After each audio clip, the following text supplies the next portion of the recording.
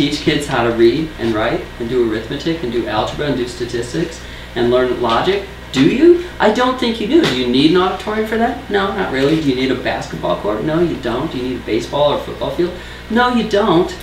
And in fact, if I were in one of those towns, even though I'd be like, woohoo, we got all this extra money from the state, stuck it to those guys, I'd be, if I was one of the other, I would be one of the people going, why do we need an auditorium? If the town wants to build an auditorium, let's build an auditorium. It has nothing to do with the school. If the town wants a swimming pool, it has nothing to do with education, right? But everybody gets caught up on money. Everybody thinks fairness is about money, and if there's one thing I hope people take away from this, and one message that I would like to spread, and I hope you'll go out and help me spread it, money is not the issue. Money is not the issue, and if we make it the issue, we will never find out what the actual issue is. The only thing well, you're actually, missing you were first. Sorry. on that point is every 10% is somebody's job or plural jobs. Yeah. They're going to fight you to hell to keep their jobs. So getting the word That's out, I think is really, and I'll get to my point in just a second, but last Tuesday, at the select board here in Northwood meeting, they had an open hearing, and the select board admitted that they had broken the law over and over again. Oops. They also admitted that they didn't follow their own town laws in bidding. And so I got home that night, and my wife said, how'd it go? And I said, well, they admitted it all. And she didn't believe me, really. You know, she thought I was, as usual, giving her some BS. Mm-hmm. But the next afternoon, when I come home, she's watching that on YouTube.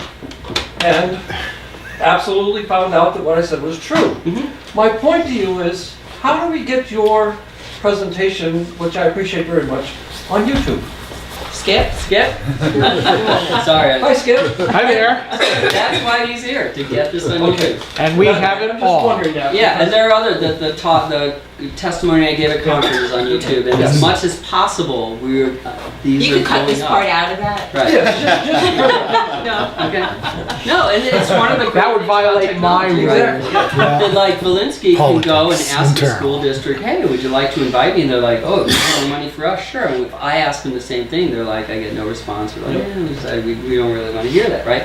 But there is YouTube, there is the internet, there is this site. There are lots of ways now to get messages out that didn't exist Right. 10 years ago. You Thank can you. send a video to whatever town cable network is, Sure. and they will put it on and play it 5 or 6 times in a week. That's an excellent thing to know. Thank you. I did not know that. But yeah, so this is, but yeah. All it is a CD to the mail. Okay. to- Cool. Or a thumb drive, or electronic. Is All it right. still in Belmont that they have the cable for Atlantic now? It was MetroCast. The public access studio is in Laconia, at the Laconia High School. I mean, to further that answer too, I'll go anywhere and talk to anybody about this. So if you can get a bunch of people together, I'm happy. Have you given any thought to how, even to begin the conversation, how to implement something like this? Given the enormities and complexities of the education machine and the money behind it, Yes. you cannot compete with Bill and Melinda Gates. So how do we break through that to even have the conversation without being Well, shut? that's exactly why I phrased everything this way. I don't think anything can change until the reflex reaction that people have when they think about fairness stops being about money. Now, there's a lot of, I am a small fish in a big pond. I am hoping that people will help and make it a bigger pond, right? I am hoping that technology will continue to make those disparities in resources less relevant.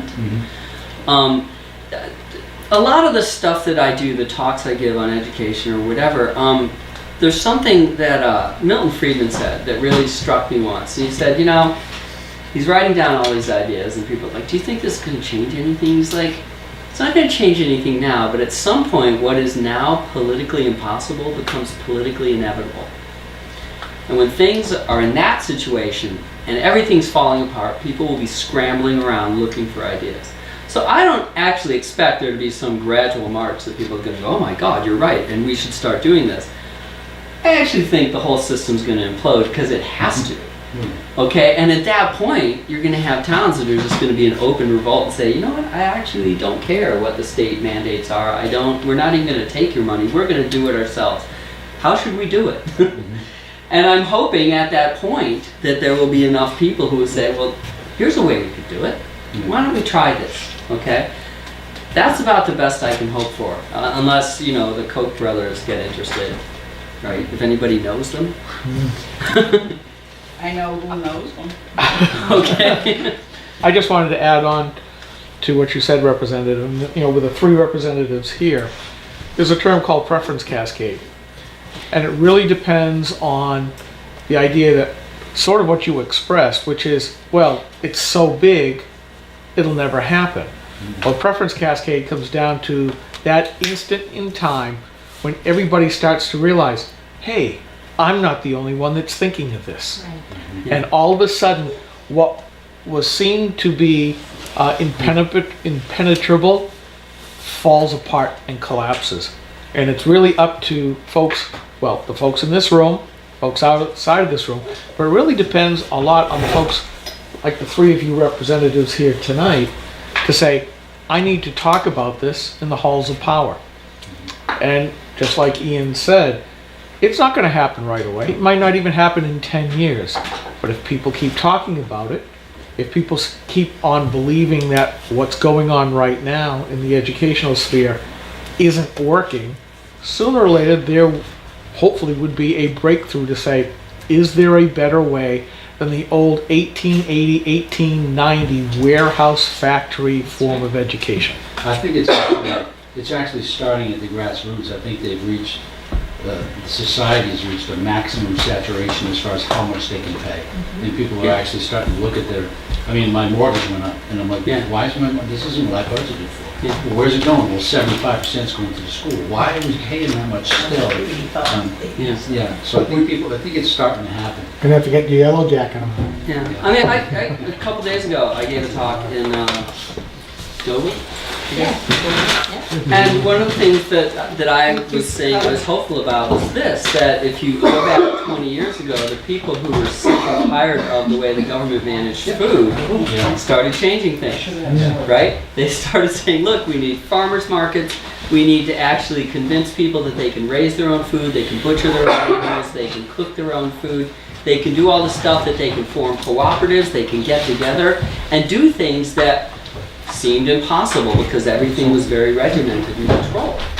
We're about 20 years behind that. But the talk I was giving was basically, we should be looking at what people did to reclaiming food and be doing that to reclaim education. And it is all grassroots. It's all, you know, people like Joel Salatin going out and saying, you know, you're going to maybe pay more for smaller things of better quantity. But that's what I'm talking about here. But it's Catholic school. Right. Or Catholic school. It's like, except in that case you're paying less for something of more quality, right? Yeah. But the first thing that has to happen there is they have to become aware that there is a difference and that they have a choice, right? Not necessarily school choice, like, okay, instead of this school I go to that school, but choices in the way that that their kids can do things, the resources they can get, the way they can cooperate with the people in their neighborhoods, which is the people who agree with them, who don't happen to live near them, but they're connected, you know, online.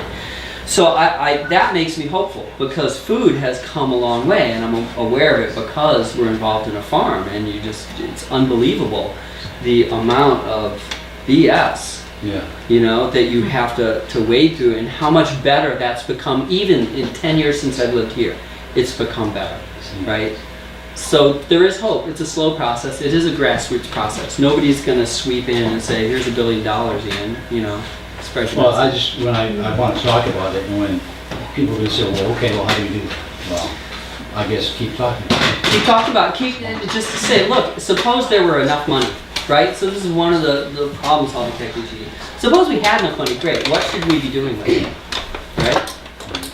And we can also then stop and say, So there's this person over here, she's on a fixed income. She basically has to eat dog food 3 times a month because she's paying for that guy who makes $200,000 a year to send his kids to the school where they have the auditorium and the swimming pool, and he's taking advantage of it. Why? Why is that happening? What's the justification for that? Because if you can go back to those kinds of principles, it's a very different discussion than like, oh, well, we're a rich town. You should be, well, that person's not rich. Yeah. You know? That person is suffering and sitting there going, I feel powerless. Well, what am I supposed to do? You know, the parents get together, the PTO gets together, and they're taking my money and they're doing, why am I paying for that?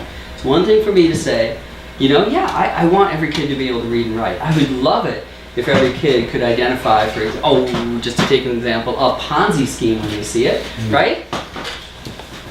Okay, but French, tuba, you know, just, why am I paying for this? And if I have a ton of money and I don't care, great, you know, if I live in Wolfboro or something, and like, I got money, I'm dripping money, great, take my money, you know, that's fine. Which, there's a town near Sunapee which seems to be like that. They just don't seem to care. Oh, we have a perfectly good library, let's build another one. What the hell? Nobody seems to mind. Okay, Some of the people in town mind. some of the people in town who are not the rich people, they're not the people who live on the lake, and they're like, why are you doing this to me? I like your You're shift dealing in the shift away from the money is the emphasis and the focal point. And you made a number of, I think, very good points. But what I see at work here, this Valinsky, I haven't heard him, I know what he's talking about.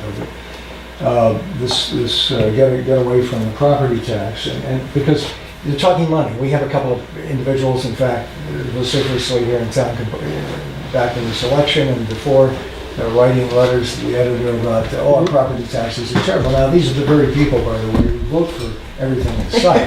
And the opportunity presents itself, not just the schools. But having said that, there is this, and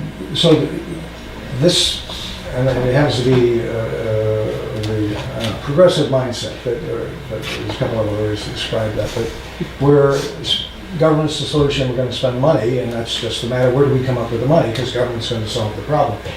Well, they're running out of money at the property tax level. That's not, now these people are griping about the property taxes. So what they're going to do about the sales tax or the income tax is put it into what is, some people were talking about in various ways here, but an invisible